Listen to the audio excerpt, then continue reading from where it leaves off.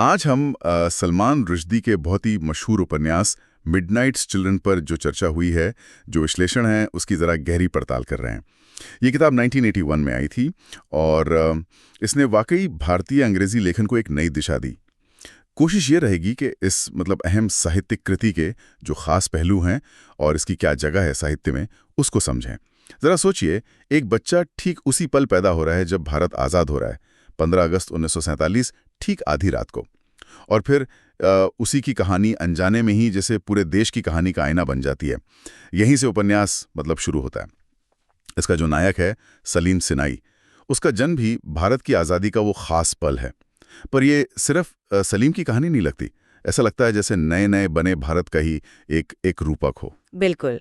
और इसमें जो दिलचस्प बात है ना, वो ये कि ये सिर्फ एक ऐतिहासिक उपन्यास नहीं है। इसमें जादुई यथार्थवाद का बहुत कमाल का इस्तेमाल है। जादुई यथार्थवाद? हाँ, हकीकत और जादू इस तरह मिले हुए हैं कि आप अलग नहीं कर सकते।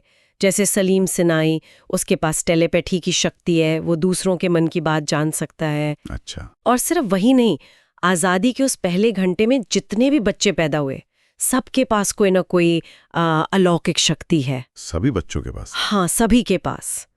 और ये शक्तियां एक तरह से नए राष्ट्र की जो अपार संभावनाएं थीं और जो मुश्किलें थीं, चुनौतियां थीं, उनका प्रतीक बन जाती हैं। तो ये शक्तियां सिर्फ कहानी को दिलचस्प बनाने के लिए नहीं है। हाँ। इनका गहरा है। हाँ। और फिर ये असल इतिहास से कैसे जुड़ता है, विभाजन वगैरह। हाँ, ये सिर्फ मसाला नहीं है, ये प्रतीक है। और उपन्यास बिल्कुल इतिहास से जुड़ता है।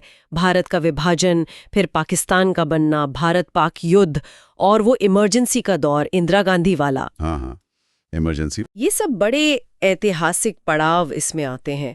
सलीम की अपनी जिंदगी के उतार चढ़ाव के जरिए ही लगभग 30 साल का दक्षिण एशिया का इतिहास सामने आता है। वो भी एक बहुत ही निजी और अक्सर उथल पुथल भरे नजरिए से। अच्छा, तो सलीम की जो व्यक्तिगत कहानी है और देश का इतिहास है, वो बिल्कुल साथ साथ चल रहे हैं। बिल्कुल। यहाँ तक कि सलीम की जो सेहत बिगड़ती है, उसका शरीर जैसे टूटता सा है, बिखरता सा है, वो भी देश के बंटवारे और अंदरूनी संघर्षों का प्रतीक बन जाता है। ओहो। हाँ, ये उपन्यास पहचान के सवालों से जूझता है। मेरी पहचान क्या है, राष्ट्रीय पहचान क्या है, ये जो मिली जुली संस्कृति है, इसमें कैसे जिएं, अपनापन कहाँ है, यादें क्या चीज़ है, इतिहास का हम पर क्या बोझ है, ये सब बहुत गहरे मुद्दे इसमें बुने हुए हैं। और कहते हैं रुश्दी के लिखने का स्टाइल भी बहुत अलग है। कहानी सीधी नहीं चलती, कभी आगे कभी पीछे। हाँ, बिल्कुल नॉन लीनियर जिसे कहते हैं। और वो जो बताने वाला है सलीम, वो भी अविश्वसनीय है। उसकी बात पर पूरा यकीन नहीं कर सकते। सही कहा, वो अनरिलायबल नैरेटर है। और फिर वो चेतना प्रवाह तकनीक, स्ट्रीम ऑफ कॉन्शियसनेस, किरदार के मन में जो कुछ चल रहा है वो बस बहता चला आता है। हाँ, वो पढ़ना थोड़ा मुश्किल हो सकता है शायद। हाँ, थोड़ा पेचीदा जरूर है, लेकिन पढ़ने का मजा भी इसी में है। और साथ में हास्य और व्यंग भी भरपूर है। गंभीर बातों को भी वो एक अलग हल्के फुल्के अंदाज में कह देते हैं। अच्छा, हास्य भी है। और इसकी साहित्य की अहमियत तो बहुत ज्यादा मानी जाती है ना? वो बुक ऑफ प्राइज वगैरह। हाँ, बिल्कुल, साहित्य की अहमियत तो जबरदस्त है। देखिए, 1981 में इसे बुकर पुरस्कार मिला, फिर जेम्स स्टेट ब्लैक मेमोरियल पुरस्कार भी मिला।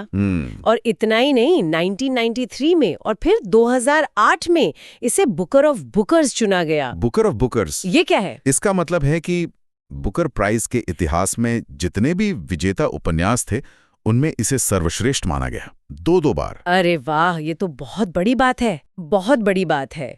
ये इस किताब की स्थायी महत्व को दिखाता है। इसे अक्सर उत्तर औपनिवेशिक साहित्य का एक मील का पत्थर माना जाता है। उत्तर औपनिवेशिक साहित्य यानी वो साहित्य जो कॉलोनियल रूल के बाद के समाज, उनकी पहचान, उनके संघर्षों की बात करता है। बिल्कुल सही। और साथ ही इसे हिस्टोरियोग्राफिक मेटाफिक्शन भी कहते हैं। हिस्टोरियोग्राफिक मेटाफिक्शन, ये थोड़ा भारी शब्द है। मतलब ये ऐसी कहानी है जो इतिहास तो बताती है, पर साथ ही साथ इतिहास कैसे लिखा जाता है, उसी प्रक्रिया पर सवाल खड़े कर देती है। ये दिखाती है कि कैसे कल्पना और तथ्य दोनों मिलकर इतिहास की हमारी समझ को बदल सकते हैं या उस पर सवाल उठा सकते हैं। तो ये जो जादुई तत्व हैं कहानी में, जैसे टेलीपैथी वगैरह, वो असलियत से भागने का तरीका नहीं है। नहीं, बिल्कुल नहीं, बल्कि वो एक तरह से आज़ादी के बाद भारत का जो सफ़र रहा है, जो काफ़ी उलझा हुआ, कभी-कभी अविश्वसनीय सा लगता है, उसकी हकीकत को और ज़्यादा उभार कर और ज़्यादा तीखेपन से दिखाने का एक तरीका है। वो जादू असल में यथार्थ को और गहरा बनाता है, कम नहीं करता।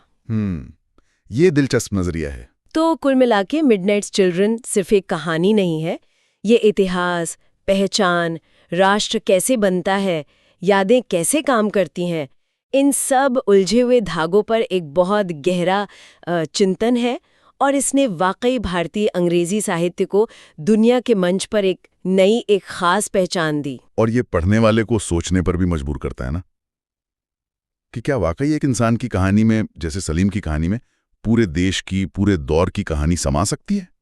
और फिर ये सवाल उठता है कि हम सब की अपनी कहानियां, हमारी अपनी जिंदगियां, वो हमारे समय के इतिहास से किस तरह जुड़ी हुई हैं? शायद ये सोचते हुए इस उपन्यास को पढ़ना और भी मायने लगता है।